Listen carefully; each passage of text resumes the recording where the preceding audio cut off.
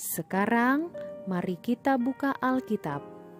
Kita buka Injil Yohanes pasal 1 ayat 35 sampai 42. Inilah Injil suci menurut Yohanes. Dimuliakanlah Tuhan. Sekali peristiwa, Yohanes berdiri di tempat ia membaptis orang di sungai Yordan bersama dengan 2 orang muridnya. Ketika melihat Yesus lewat, Yohanes berkata, "Lihatlah Anak Domba Allah." Mendengar apa yang dikatakan Yohanes, kedua murid itu pergi mengikuti Yesus. Tetapi Yesus menoleh ke belakang.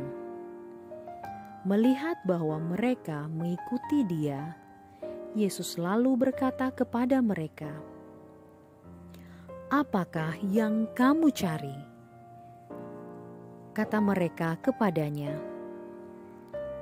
"Rabi," artinya guru, "di manakah engkau tinggal?" Yesus berkata kepada mereka, "Marilah dan kamu akan melihatnya." Mereka pun datang dan melihat di mana Yesus tinggal, dan hari itu mereka tinggal bersama-sama dengan Dia. Waktu itu kira-kira pukul 4. Salah seorang dari kedua murid yang mendengar perkataan Yohanes lalu mengikut Yesus adalah Andreas, saudara Simon Petrus. Andreas mula-mula bertemu dengan Simon, saudaranya, dan ia berkata kepadanya, "Kami telah menemukan Mesias," artinya Kristus. Lalu Andreas membawa Simon kepada Yesus. Yesus memandang dia dan berkata, "Engkau Simon, anak Yohanes, engkau akan dinamakan Kefas," artinya Petrus. Demikianlah sabda Tuhan. Terpujilah Kristus. Adik-adik sekalian yang dikasihi oleh Tuhan Yesus Kristus, dalam Injil hari ini, setelah Yohanes menunjuk kepada Yesus sambil berkata, "Lihatlah Anak Domba Allah," maka 2 orang muridnya itu meninggalkan Dia dan mau mengikuti Yesus.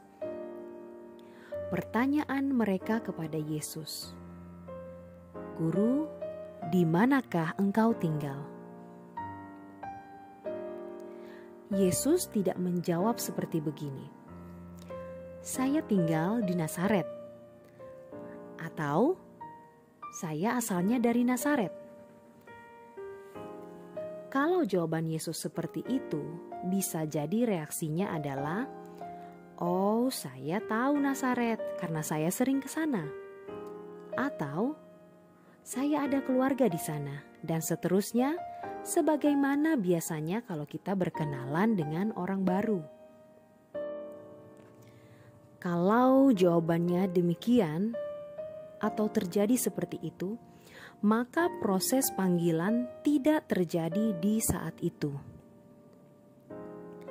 Tetapi jawaban Yesus kepada 2 orang murid itu begitu menarik. "Marilah, kamu akan melihatnya." Jawaban itu mengajak sekaligus menarik mereka dan membuat mereka penasaran, ingin tahu lebih dalam dan lanjut di mana Yesus tinggal dan siapakah Yesus itu. Sehingga 2 murid tadi terus mengikuti Yesus. Dalam kisah itu selanjutnya tidak disebutkan nama tempat itu di mana Yesus tinggal. Pertanyaan mereka mengenai tempat Yesus tinggal tidak terjawab. Artinya apa? Panggilan itu bukan untuk menuju ke suatu tempat, tetapi menuju ke suatu pribadi, yaitu Yesus sendiri. Bukan tinggal di suatu tempat, tetapi tinggal dalam pribadi seseorang, yaitu Kristus. Datang dan tinggal dalam Kristus. Bagi kita, panggilan yang paling hakiki adalah untuk datang dan tinggal di dalam Kristus.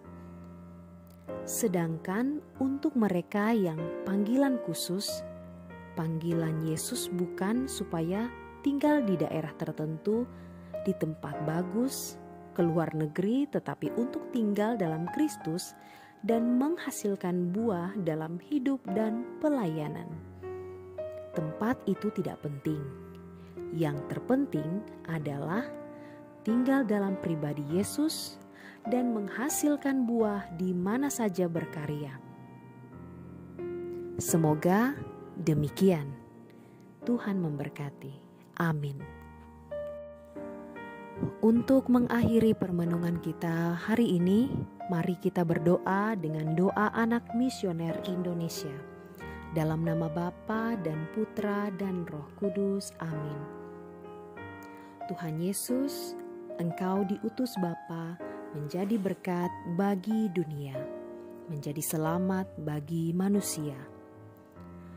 Utuslah kami anak-anak-Mu di Indonesia untuk menjadi sahabat yang kuat bagi yang lemah, sahabat yang rela berkorban bagi yang menderita payah, sahabat penghibur bagi yang sakit dan gelisah. Tuhan Yesus, kami pun ingin menjadi utusan-utusan kecil-Mu, teman setia bagi yang tersingkir terlantarkan, teman bicara bagi yang kesepian terlupakan, sobat yang gembira bagi yang sedih dan susah, sobat penuh penghargaan bagi yang tak dicintai. Tuhan Yesus, utuslah kami kini dengan bantuan Roh Kudus-Mu menjadi garam dan ragi yang baik, menjadi terang dan obor yang cemerlang, membawa kegembiraan dan pengharapan. Tuhan Yesus, kuduskanlah badanku dan sucikanlah jiwaku. Kupersembahkan diriku padamu hari ini. Berkatilah semua anak dimanapun juga.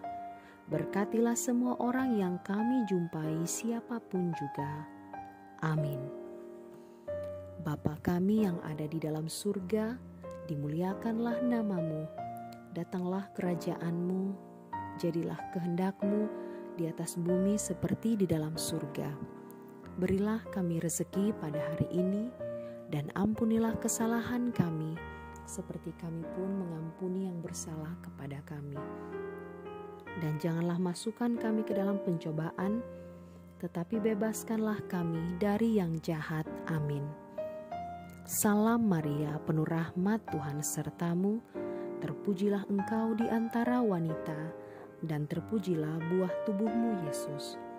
Santa Maria Bunda Allah, doakanlah kami yang berdosa ini, sekarang dan waktu kami mati. Amin.